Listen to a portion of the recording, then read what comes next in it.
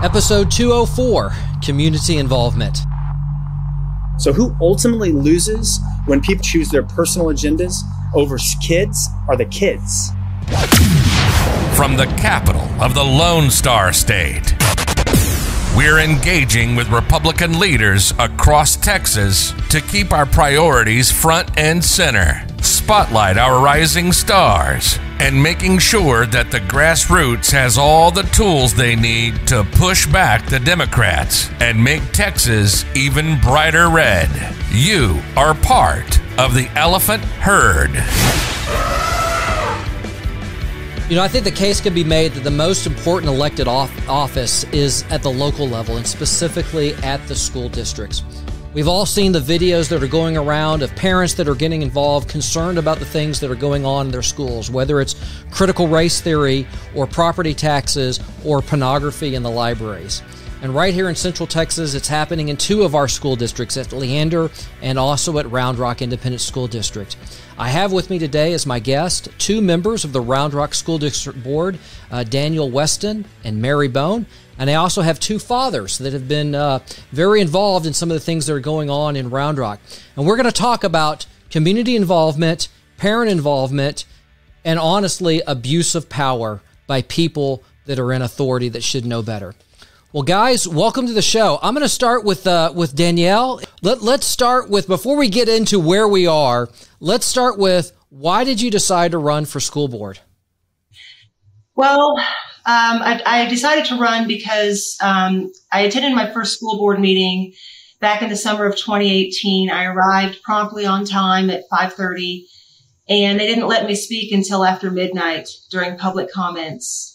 And at the time, I was very concerned about their desire to create a school police force. And I felt like I had some valid concerns about that. A little bit of background about me. I'm a former Air Force officer. So is my husband. We've been married for over 20 years. We're a blended family. We have 5 children. One of my active duty tours was in a security forces squadron. So I have very high regard for the blue. My father is a 25-year police officer, but I had no concerns about the school police force. And the way I was treated that night in the school board meeting, having to wait so long to speak, I drove home tired, bleary-eyed, and I didn't know what the future was going to hold. But I knew that my engagement in local politics had just changed. I didn't know what that was going to look like. What it ended up looking like was I ran for the board in 2018, put together a campaign in about 2 weeks. And I almost won that thing. I lost by less than 0.5%. But I came away encouraged, and I spent the next 2 years attending every school board meeting in Round Rock ISD, a school district that my children have benefited from tremendously for over a decade. And I ended up winning by 8 points in November of 2020. Mary also ran last year with me, and we ended up both winning. And we've spent the first year of our tenure working really hard to try to work with our colleagues. You know, there's a lot of diversity on the board as far as different opinions on different things. And in the beginning, I thought we were all going to be able to make this work. But we reached a point where different topics would come and go, controversial topics, whether it's masks, whether it's hiring of the superintendent. It doesn't really, how we're going to hold our meetings. These issues come and go. But in probably the last 6 months, there's been a disappointing de-evolution in our ability to work as a team.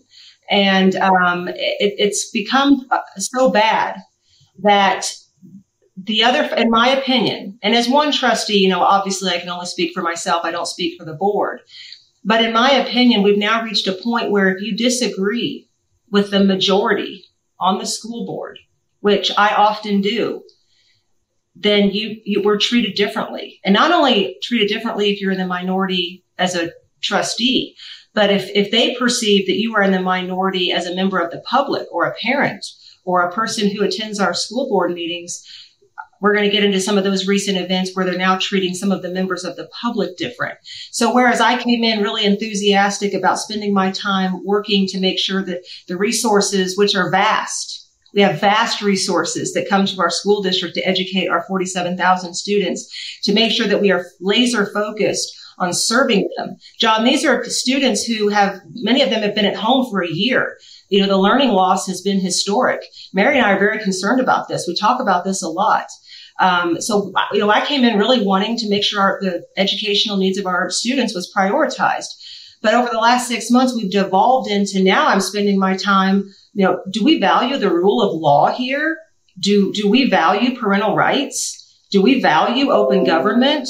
So the things that I came in a year ago really excited to work on, we have all these distractions now because these fundamental concepts and precepts are under fire. Yeah. Mary, go ahead and tell us about why you ran and what you expected and what you're seeing now that you're on the board. Sure. So I ran because I think public education is really one of the foundations to the greatness of America. I'm a product of public education, and my husband's a product of public education, and both of us being very poor kids with families that didn't have very many resources growing up. I hold a doctorate now in engineering, and I teach internationally, and my husband has a master's in engineering, and we have made an amazing life for ourselves, and I've seen what public education can do and just the opportunities that you get from an education. And we specifically were one of the many families that specifically moved to Round Rock for the public education system. Round Rock ISD is known for their great education. And when we moved here, we have 2 girls, and I love to get involved. So, volunteer at the school and do mentor. And, you hear rumblings, right? And sometimes that's just always going to be there. But I also believe in getting involved. So I was on the bond committee in Round Rock ISD for a 2018 bond. And I met a lot of people, and I saw how things were working. And I'm also one of those people that if you're going to complain about something, I think you should, really get involved. And so, through that process, I kind of thought, well, maybe I should run for board. And I met a lot of people that thought I had skills. I'm a systems engineer, and what systems engineers do is we basically build large systems and build processes to govern those large systems and, make them the best they can. So I have a skill set that through that bond process, I was like, this might benefit my whole community. And my husband and I have the ability that, I could, spend some time volunteering and doing that. So, just really giving back and to the public schools was my goal. And so I decided to run in 2020 for school board and, with the goal of, just making our education system the best it could be.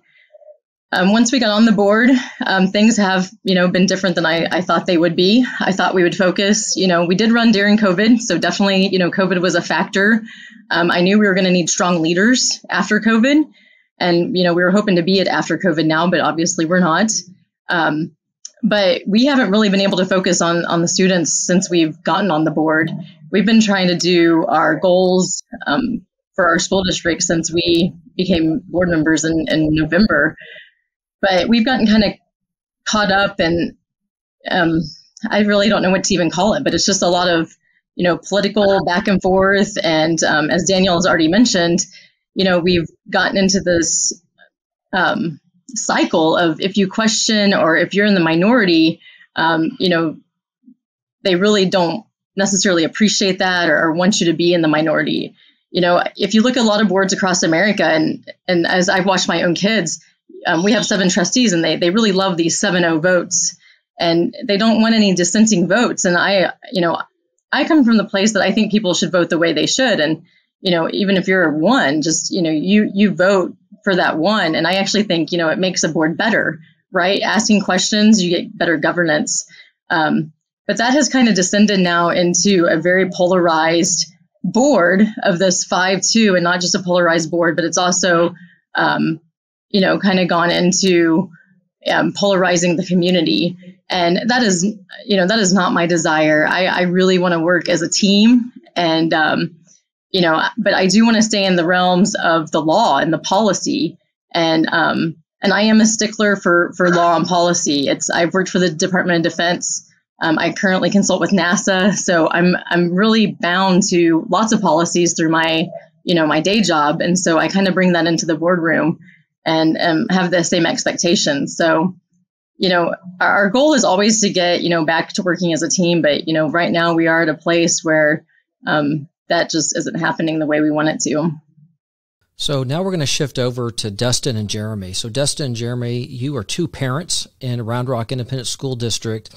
And I think let's kind of get to the meat of what's going on. So we've got Danielle and Mary. They're on the board. They're expecting to be able to do good things, make sure that resources are properly allocated for the kids. You know, to some extent, kind of boring, but a very needed job for the community. And then all of a sudden, a couple of crazy parents decide to get involved, and people end up in jail. Dustin, why don't you kind of bring us up to speed from the parent involvement perspective? Sure. Yeah. You know, I've got 4 kids in the district from elementary through high school. So, and we're kind of broken down into feeder schools. There's, you know, like I think one of the trustees mentioned, there's 47,000 or so students. So it's a large school district.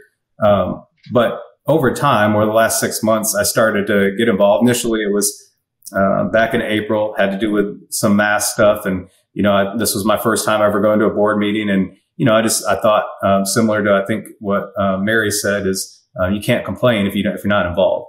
And I wasn't really complaining, but I thought at that moment, I think the governor had recently lifted his, the mask requirement mandate at that point, or at least the city one. I can't remember it right now off the top of my head, but you know, I just wanted my voice to be heard that, hey, I think we should have the choice. And so that's kind of where I started to get involved. And then over the next couple of weeks, as I continued to join the board meetings, I learned about a new superintendent being hired.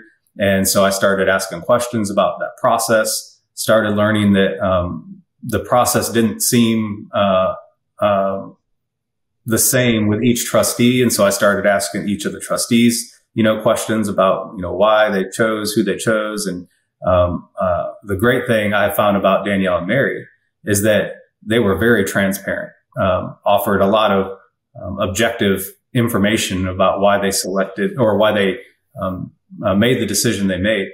And it seemed like the other 5, they gave very subjective stuff. And it wasn't, or I didn't get a response actually from a couple of the trustees. I didn't get a response at all. And then as time went on, we started to get concerned as parents about, you know, the qualifications. We started looking into this candidate. And so we started asking more questions, asking for open forums, which was recommended by the search firm that the school district do that. And I don't know exactly who, but I'm guessing the board president declined to do those open forums in her plan. And then when we asked for them, she did email us back and say that the board decided to not do open forums, or that they made a decision after discussing it as a board. And then some allegations came up with the superintendent shortly after he was hired. And so Jeremy and I both started asking questions among some other parents about these allegations, what the board was doing. We were getting some inconsistent answers from some of the board of trustees, and things weren't adding up. And so we started to speak out. I know at one point, I think Jeremy was the first parent to speak in a public meeting about it, and he was eventually shut off. And this kind of goes back to, I think it was Mary and maybe Danielle made the point too, is if you don't agree with the 5, and I know they both use the word the minority. I don't think our concerns and the parents who are concerned right now are the minority, but the makeup of the board is a 5-2, and Mary and Danielle sit in a minority of thought, I guess you could say.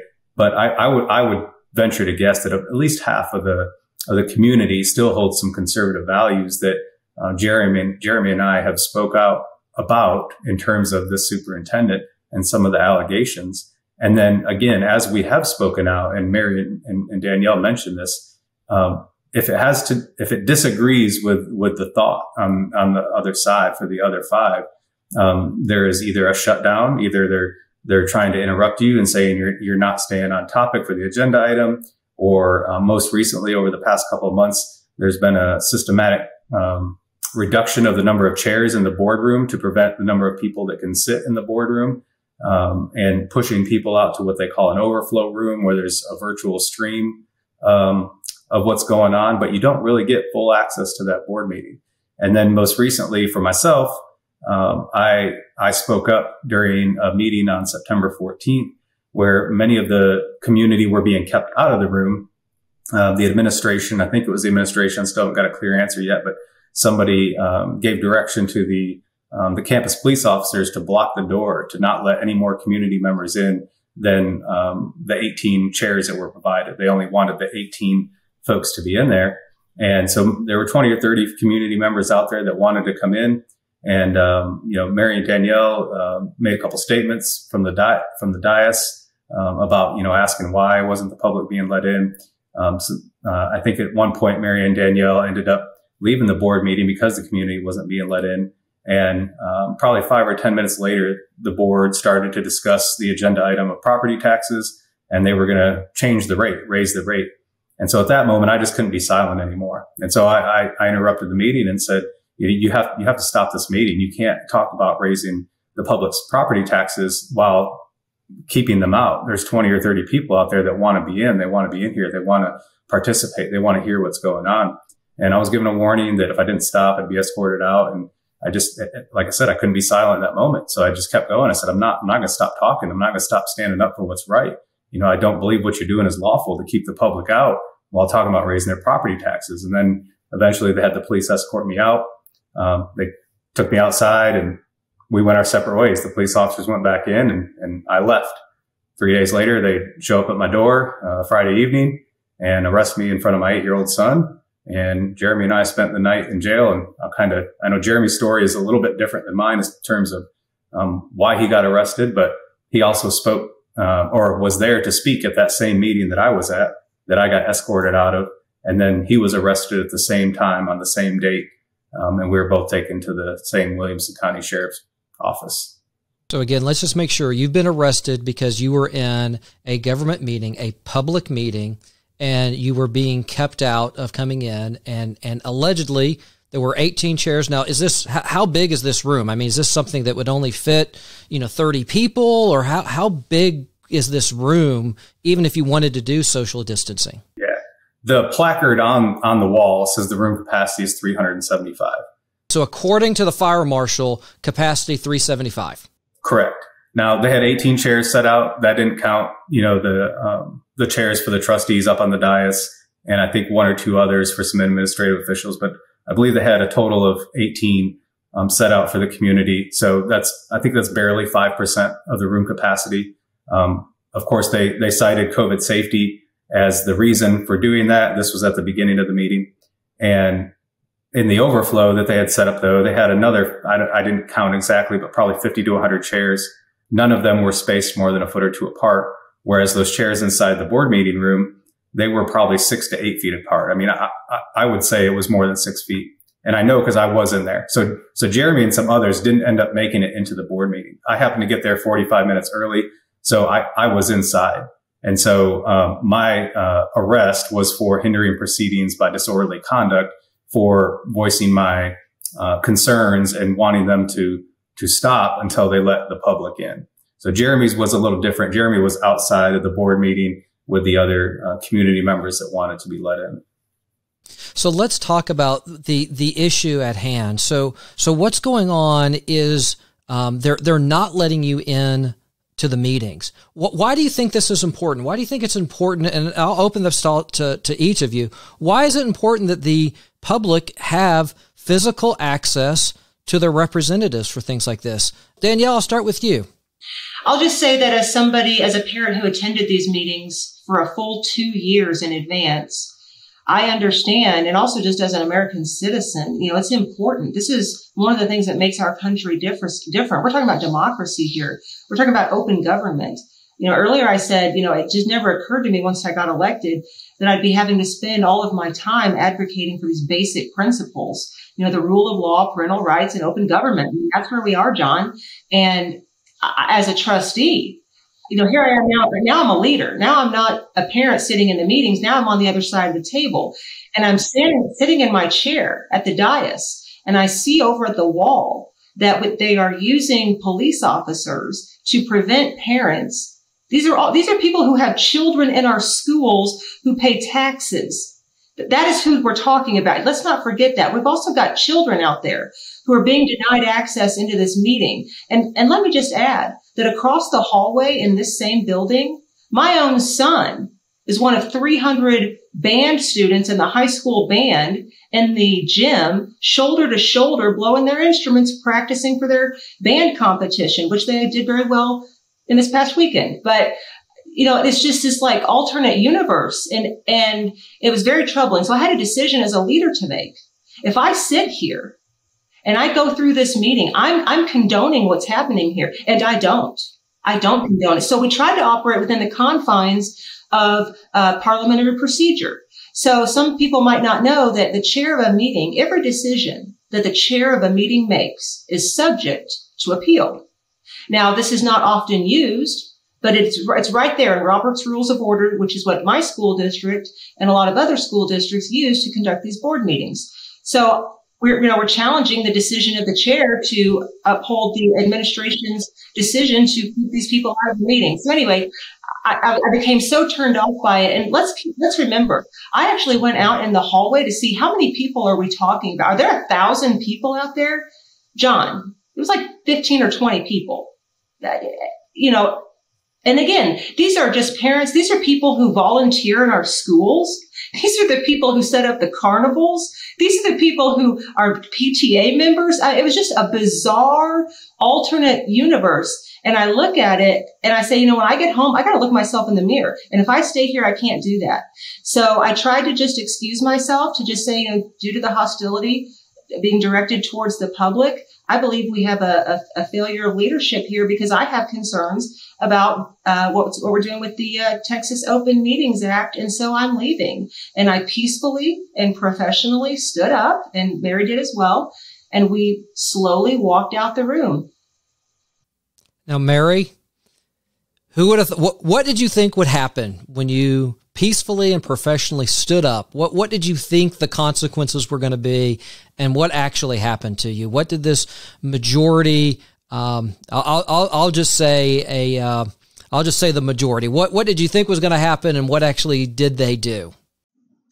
Yeah. So when I got up to leave, I thought I did it very peacefully. I don't think lots of people actually even noticed that I got up and left. I was very quiet, and I'd packed my stuff up during the recess, and when we came back in, and I understood that people were not going to be let in, that was going to be the final decision, and I just couldn't be a part of that. I figured the rest of the board would go on with the meeting as agenda, and I was okay with that. That's that was their right, just as it was my right to get up and leave.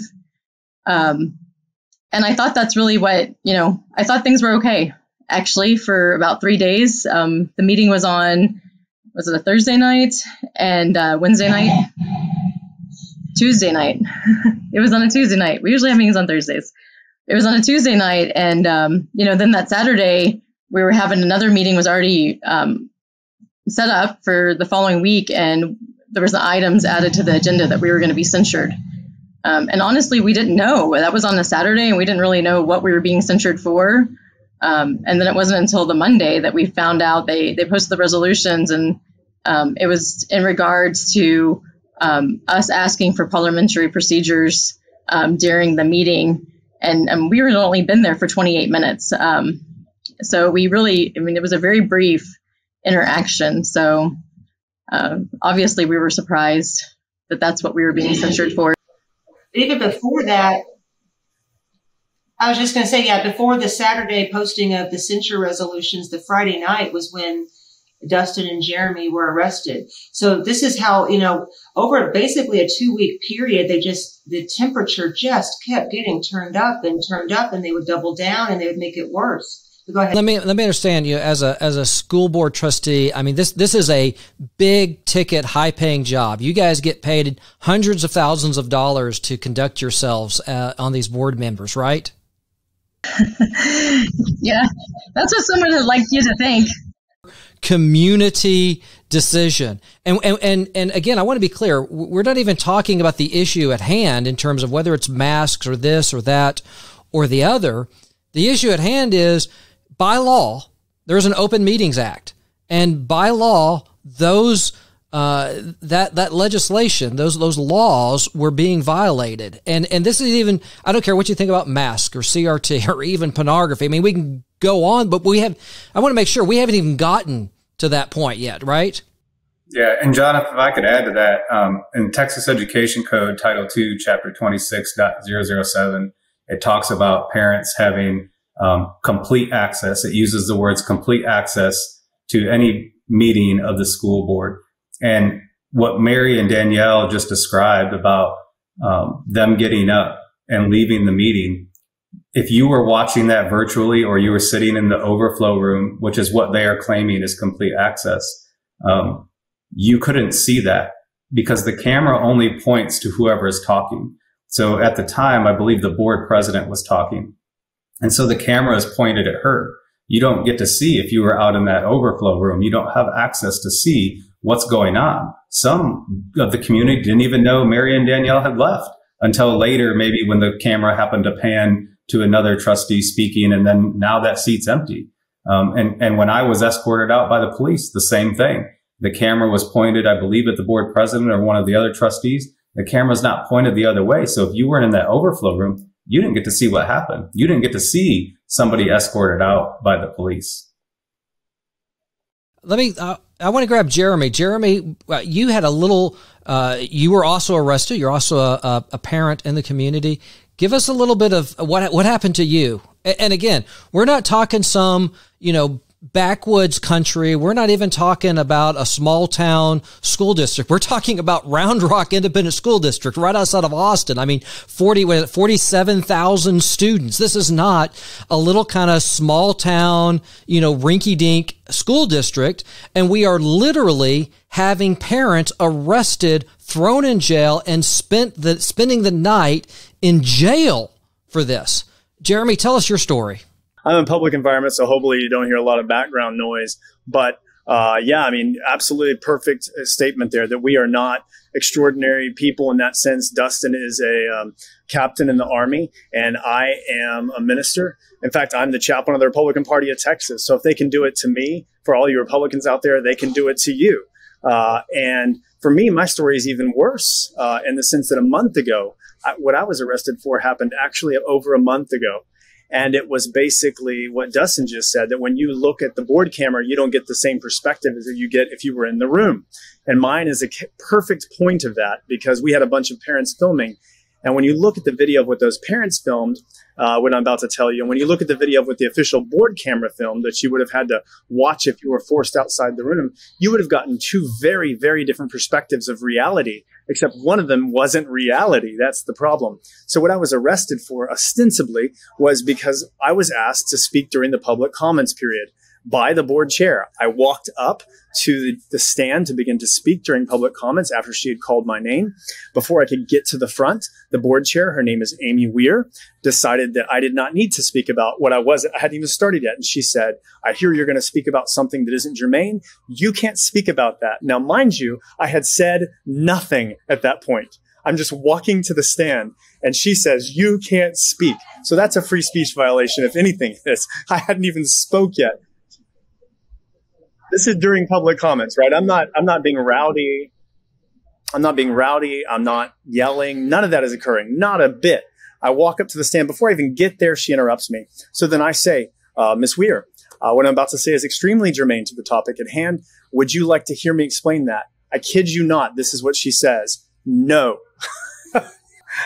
You couldn't write it in a book better than that. And so I said, you mean you don't want to hear me speak? And she says, well, no, I mean, yes, I mean, no, I mean, yes. And I said, well, if you're saying yes, then I'm going to continue. And I began my speech. And I'm reading from a document that I have since released exactly what I was going to say. And I discussed a resolution that we were talking about that night, of which 90% of it was about public safety and about supervision of the superintendent. That was about 90% of the wording of a 2-page resolution. I quoted that resolution. I spent about a minute of my 2 minutes detailing what I was talking about that resolution. Right in front of me, a constable had spoken right before me, and he had spoken about rule of law and public safety. I was speaking on the same exact issues, except that I actually referred to the resolution. So I was even more germane. And then I happened to give an example that Amy Weir, the board president, didn't want to hear. And as I began to get those words out, Amy Weir slammed on her gavel, screamed, and said, you can't do that. It's inappropriate. And then began to, then she waved her hand and called the police officers, as did the superintendent. If you watch the video, he does the same thing with his hand. And they come from the back of the room, 2 officers grab me by either arm and drag me out of the room, down the hallway, through the cafeteria, and push me out the front door.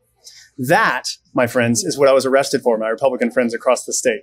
Not, mind you, a day later or 2 days later or even a week later. I get arrested randomly a month later. And my real crime was using an example that the board president didn't want to hear. My motive for sharing wasn't about masks. It wasn't about all these other issues. My motive for sharing was about public safety and the rule of law, which was a major discussion that night. This school district is using a police force as their own little Gestapo to silence people who might speak against them, even on something of this egregious nature. Danielle, you had some comments to make. As a trustee, I'm not in a position to be commenting on anything specific with the superintendent. I will tell you that the board was in receipt of some concerning information about the superintendent back in July. And Mary Bone and I were the only trustees who were asking to have a special meeting. I mean, obviously, we're not going to be sharing the things that come to us with the public. We're going to be handling that. Like Mary said, she's a stickler for the rules. So she's always, adamant about that.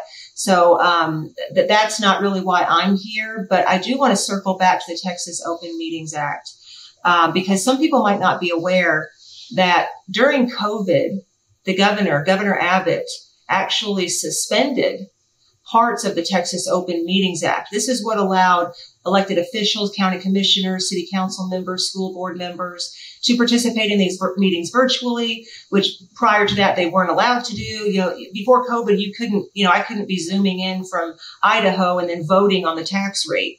But during COVID, the governor suspended some of these rules so that our government could operate and move forward unencumbered by the pandemic.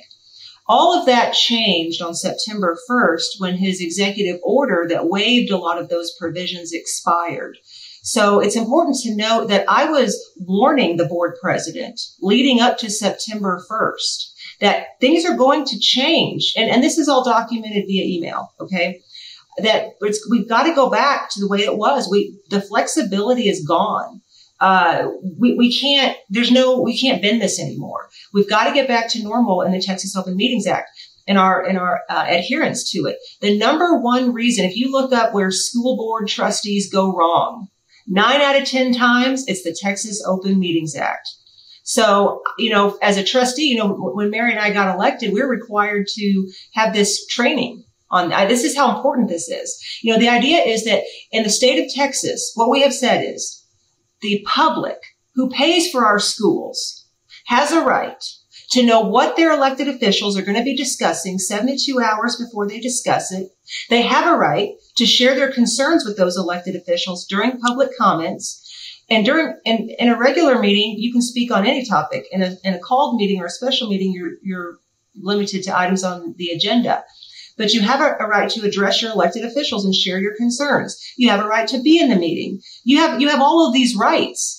And I sense that we were struggling, our board as a whole was struggling with recommitting and having an understanding that that's what we needed to do. So as one person, again, I only speak for myself. I only represent myself. All I could do was warn my colleagues to be prepared for this. So that September 14th meeting, which triggered some of these, negative events, including the censures of the attempted censures of Mary and I, stem from that September 14th, which is the first meeting since the suspension of the Texas Open Meetings Act expired.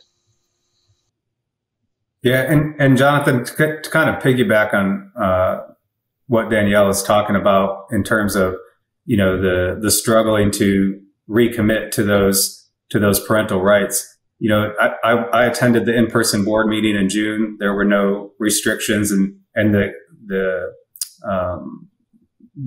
expiration of the September 1st date still hadn't occurred. But in June, there was no limitation on capacity.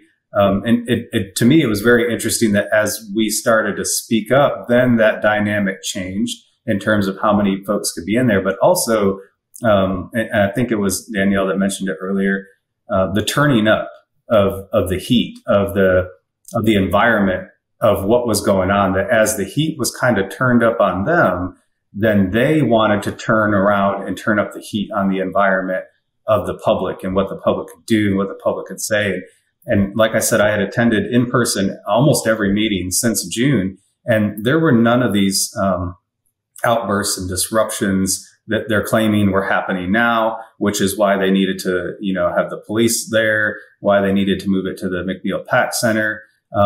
But really, my belief is that the administration and with the board president created that environment on September 14th that resulted in me needing to stand up and speak out about what they were doing with the public, that resulted in two trustees of the board feeling like they were not participating in a lawful meeting, or at least at the very least that what they were doing was wrong to keep the public out.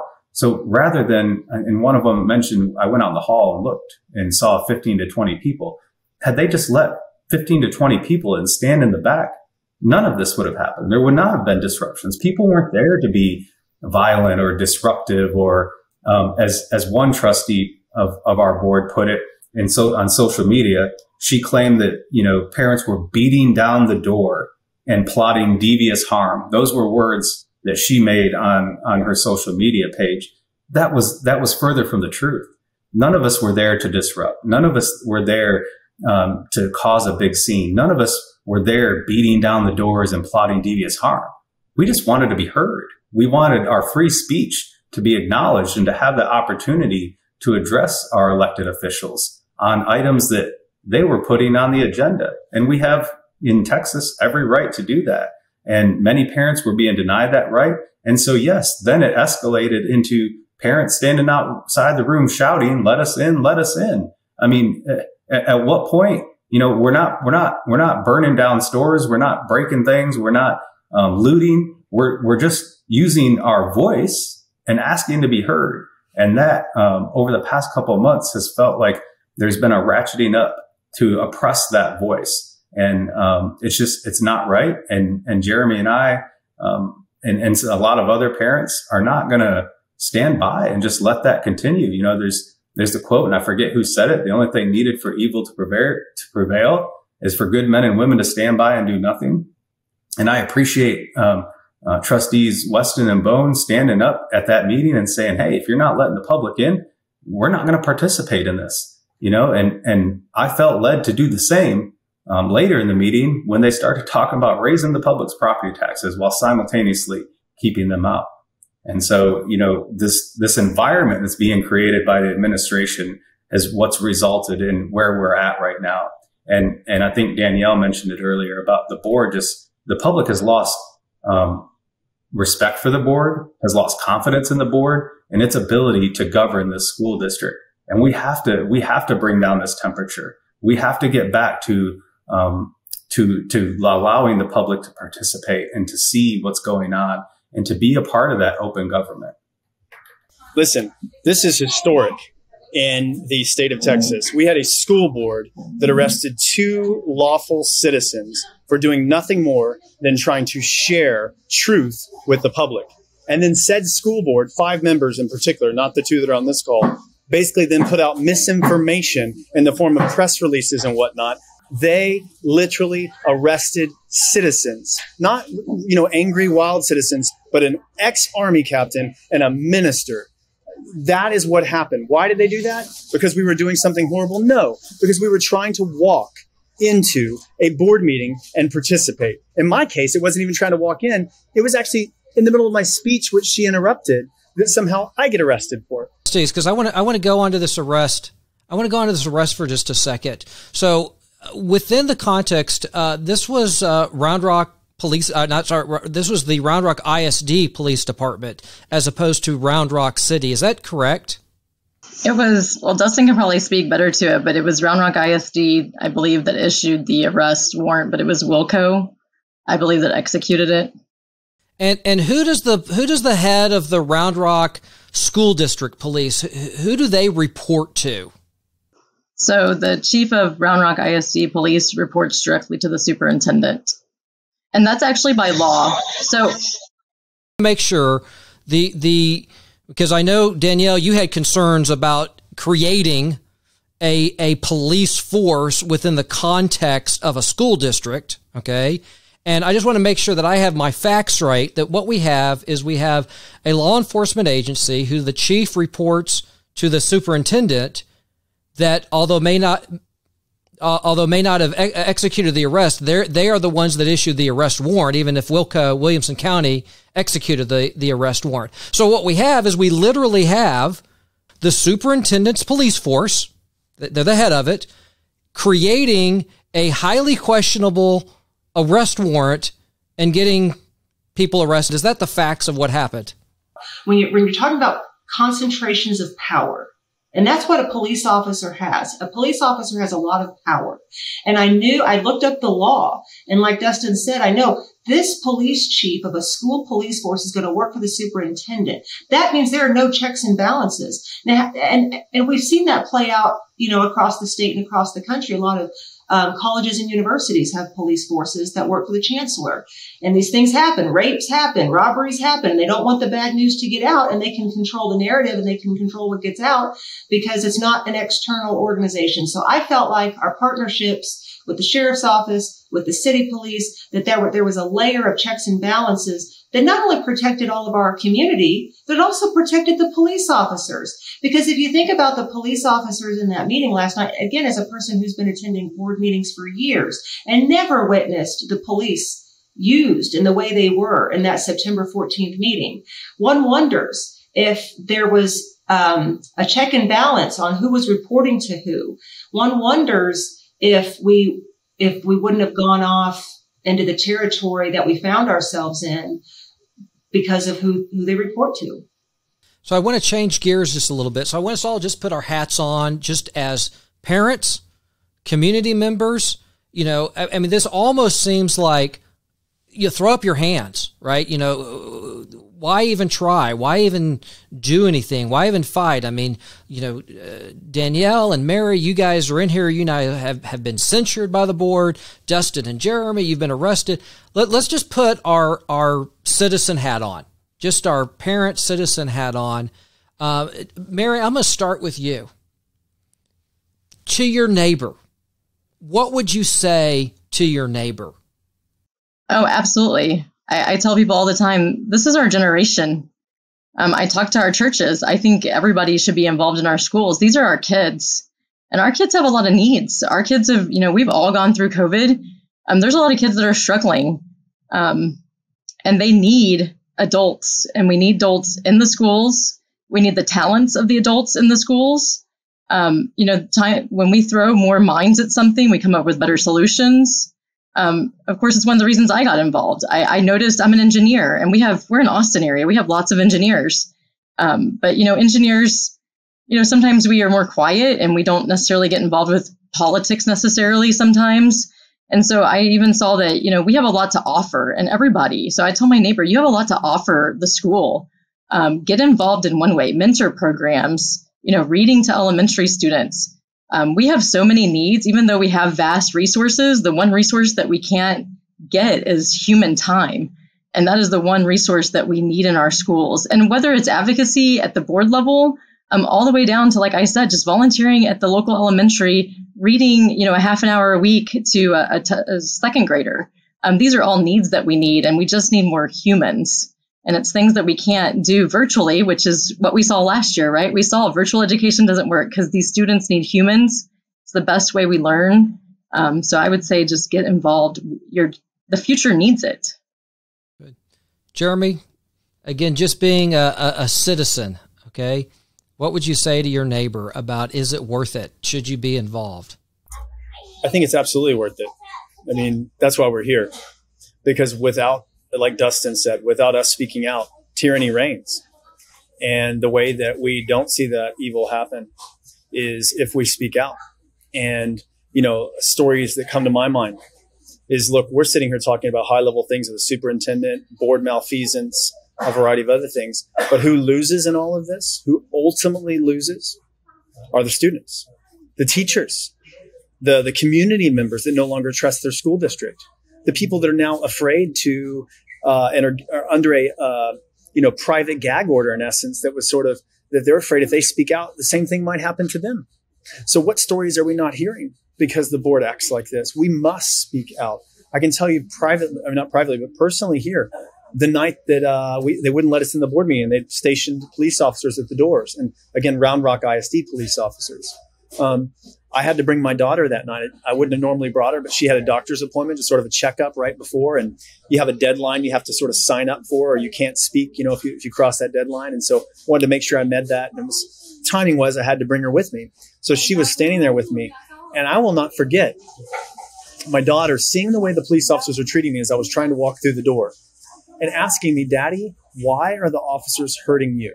Why are the officers not letting you walk into that school board meeting? Why can't you go into the meeting like everybody else? Why are these parents being held out there?"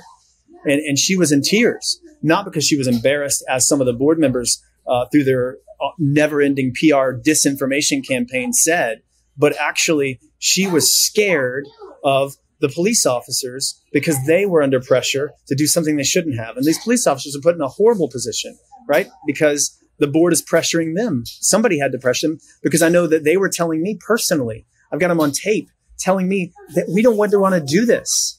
Can you please help us make this easy? This is the kind of situation we're in. Another little girl, I'll close with this in terms of how it affects students.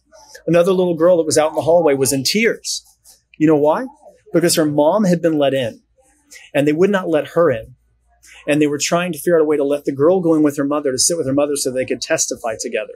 And when she went in, Amy Weir, literally, that's the board president again, literally threatened this 13-year-old girl with being yanked out of the room, just like I was. So who ultimately loses when people like Amy Weir choose their personal agendas over kids are the kids. And so I will speak out about that. And I would encourage every parent across the state to speak out for kids, because this education is our future, and how we treat our kids and how we create a platform for them to do better than we've done is all based on education.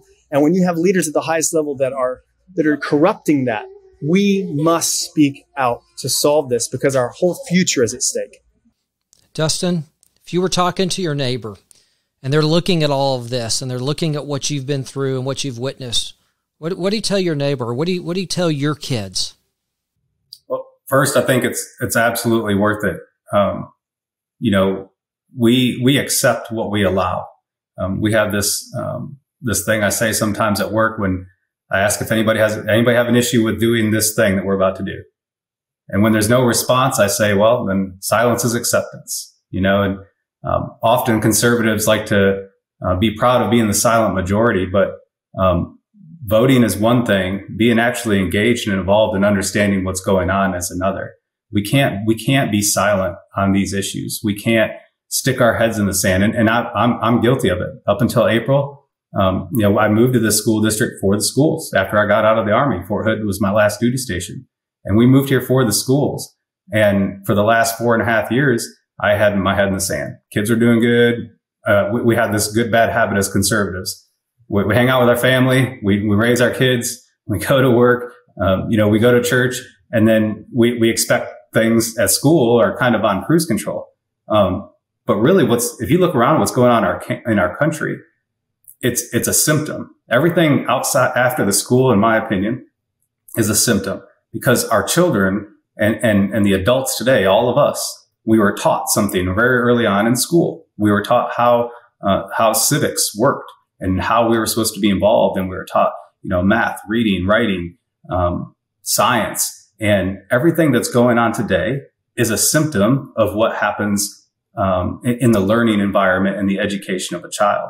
And unfortunately, when we stick our heads in the sand, the left does not. And they are in the schools, and they are teaching our children things that we don't know if we're not paying attention. They're engaging in surveys. Just this year, my daughter was subjected to a pronoun survey in her English language arts class. Not sure what understanding pronouns has to do with English language arts, but on the first day of school, the teacher went around to every kid and had them out loud say their name and their pronoun. And to me, that's just not necessary. Now, if a kid wants to be called something else and they go up to the teacher and say, "Hey, I'm Susie, call me Joey and call me he, his," fine, whatever. But when you go around as a teacher and have every kid recite verbally and take a survey of what their pronouns are, I mean, you might have a kid who's struggling with their sexuality. And now you're putting them on the spot to say what and who they are and try to identify themselves in front of their classmates. And then you've got children like my daughter, who is strong in her faith. And she's sitting there thinking to herself, why do I have to answer this question? But because everybody else is doing it, now I'm feeling pressured because I've got this teacher who is in authority over me telling me I have to do it. And, the good rule follower my daughter is, participated in it and did it. And so if we're not staying engaged and we're not asking our children, that starts in the home first. First we train up our child in the way they should go, right? It starts in our home.